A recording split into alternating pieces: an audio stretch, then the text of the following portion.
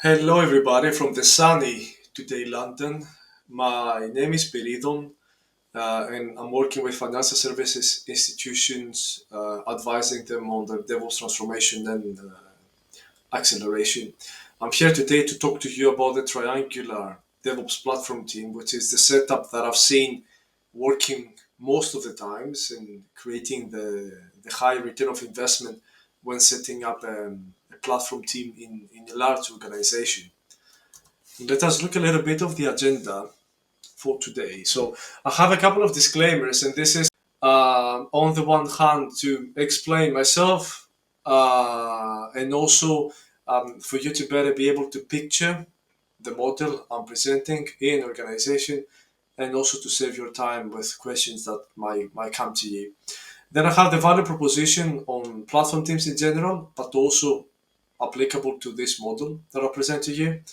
I'm going to talk about the concept of triangularity, which is a term that I came up with. Actually, I haven't really found it attributed in the industry, in any publication. We're going to deep dive in the three different angles of it, and then we're going to close the session with some practical considerations when applying the model. So let us get started with the disclaimers. So what I'm going to present to you is mostly applicable in large organizations. So in small greenfield projects, there's no really creating the value that it does in more scale. It is obviously one of the many ways to design and run a platform. It is inspired by the financial services industry, but it's industry agnostic at the same time. The roles and responsibilities of the different teams that I'm going to present are adjustable and are based on the context of a certain organization, but also its ambitions.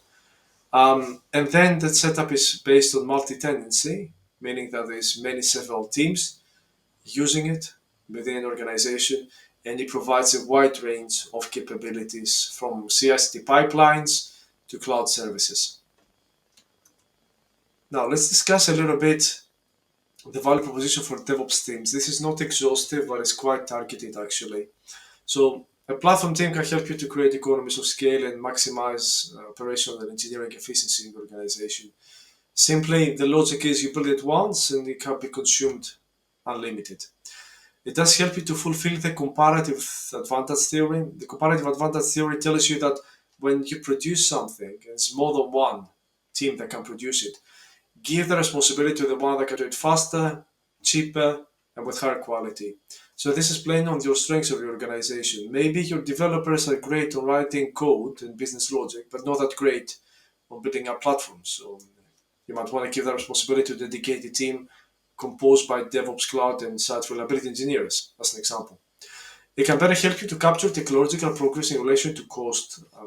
Centralizing and standardizing things in a platform gives you more visibility on how much it did cost and what is the return of the investment, rather than having different teams creating their own SAT or IT solutions and do it their own way.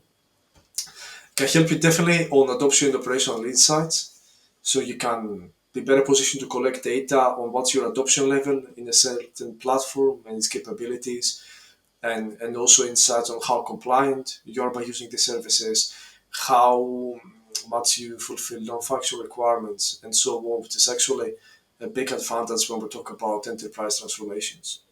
Last but not least, it helps you to standardize things and get into an out of the box standardization. So, implementing certain standards and patterns in a platform that are consumed in a built in by design fashion helps your teams to standardize the way they operate.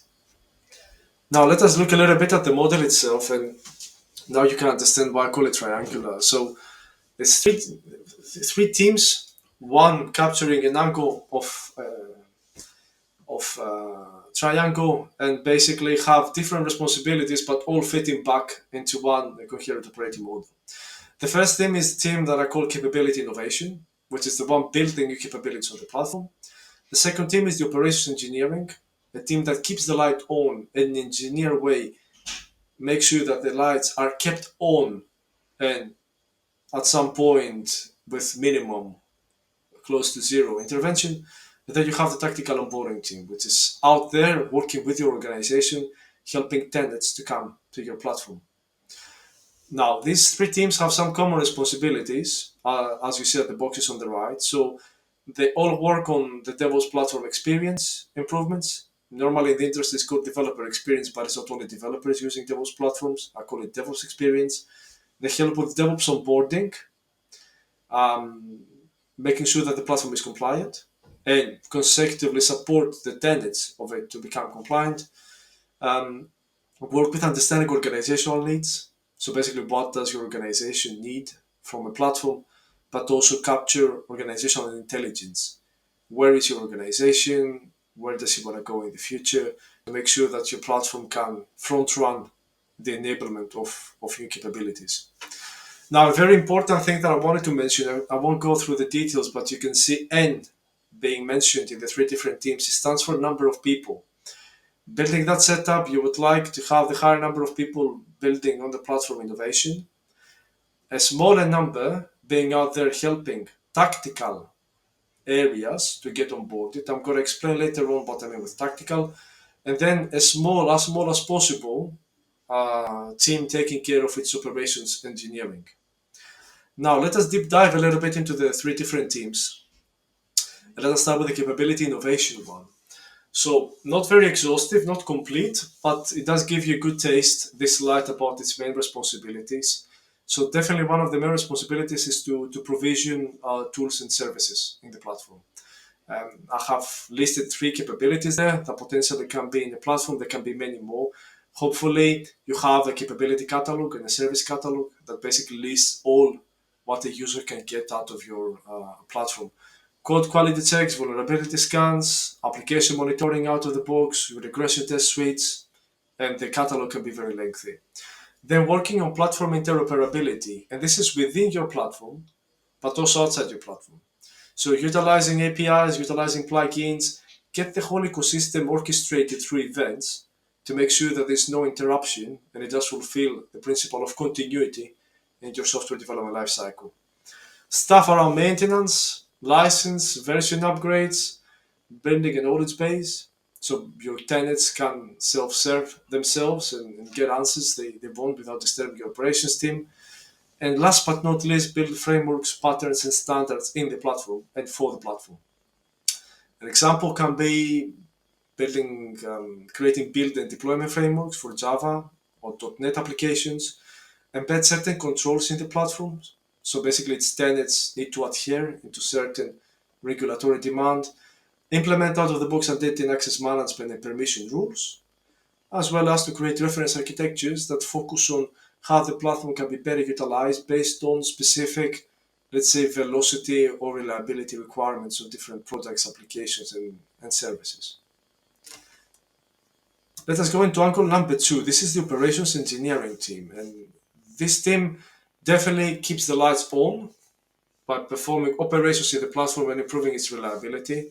So it's the team that is going to answer questions, how do I do this? If there is no clear guidelines in place, that is going to do emergency response if you have some reliability issues. And it's going to also take responsibility of the non-functional aspects of the platform. Reliability, performance, scalability, and you name it. This team definitely should strive towards creating autonomous operations and make itself to be eliminated by the SRE paradigm that SREs are working to make their work redundant. So improving the self-service capabilities of the platform, improve the toil elimination across of it, and then look into improving release engineering for it, meaning that releasing capabilities as fast as possible without impacting production.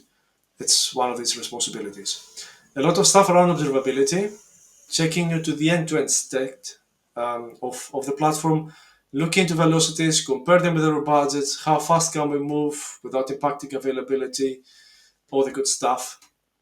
The last responsibility on this slide, which is very important from an enterprise adoption perspective, is adoption governance and analytics, I call it. So basically, this team can gather insights about the tenets of the platform.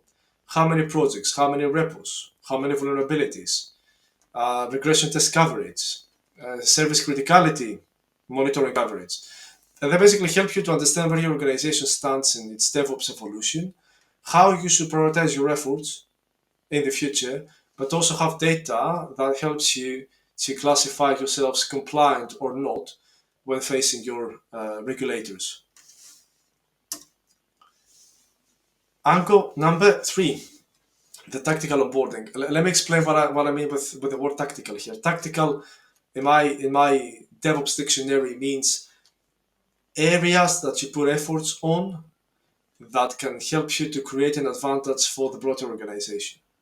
So basically, in the banking industry, this is your mobile banking, payments, your open banking platforms that actually are client facing, can create revenue for your firm, are flagships, and normally are further ahead into their DevOps adoption and they are to move faster. So this tactical onboarding angle of the platform team is working directly with those teams. It is embedded into those teams and helps them to take advantage of the platform in the form of external engagements. So they are the first ones to use the platform, they're passing requirements to it, they are quite advanced and they help you to push the boundaries, and this is where the focus is. Now, a very important aspect of this external engagements with those teams is that it helps you create scalable recipes for the platform that then can be utilized by different other areas. So basically, let's say that you have built a deployment framework for payments that includes blue-green, then that you typify and you make it a standard that can be used by others. So quite a decisive role of the tactical onboarding team. Now, from a daily operations perspective, this team is a little bit distant from the other two, but you have to find the mechanism keeping it close enough. On the one hand, for it to know exactly what are the capabilities that are coming in the platform, so they can better utilized in its clients, on its engagements, but also to feed back new requirements to the backlogs of the other two teams to improve the capabilities and experience in the platform. So that was a little bit on the 3 angles, very briefly, considering we don't have much time. I'm going to give you a little bit of considerations to take into account if you want to shift into that model. It is very important to enable rotations and mobility across the 3 angles of the platform, but also its ecosystem. Its ecosystem is not only the tactical onboarding and external engagement teams that you work with, but it's also other areas like your core infrastructure or a vendor that you have heavily invested on to acquire a capability out of the shelf. But most importantly is to create rotations and mobility of the people within the platform team for many different reasons, including incubation and people retention. Now, Angle 1 and Angle 2, the capability innovation and operation engineering, need to be having an integrated backlog, and they more or less run with the same operating model on a daily basis, while Angle 3, as I mentioned, is a little bit more distant. But the other two, despite the fact that they're going to be virtually 2 different teams, in essence, they should be running as one. Now, how you do it in practice depends on your context and ambitions. Get to specialization, especially about the platform team. The example that I just mentioned, as I mentioned at the beginning, is multi-tenancy, which means you need to have knowledge across different products and applications from a business perspective, but also offers a lot of DevOps utilities, which means that you need to have a lot of knowledge of DevOps technologies and capabilities. Do not expect your people to know everything. Slice the capability cake, create people with P-shaped profiles that they get the big platform picture, but then they have specialization into specific capabilities, and avoid to create Swiss knives with people going all over the place trying to do things. That will not work. It will turn you into a bottleneck, and you're going to be classified that you do lack the expertise in the team. And then definitely in these 3 teams, you need to combine team leadership and technical leadership. They need to have an HR manager who's going to take care of HR issues, but also a technical lead who's going to take care of the deep down technical aspects of what they do on a daily basis. That was it. I hope you found it insightful. I would like to thank you very much for attending my session. Wish you all the best in your building platforms endeavors, if I may call it like that. And if you have any questions, you can catch me on Slack later today, or you can have a look on my latest book release that you can find down there. Thank you very much and have a good rest of the day or afternoon or night. Ciao.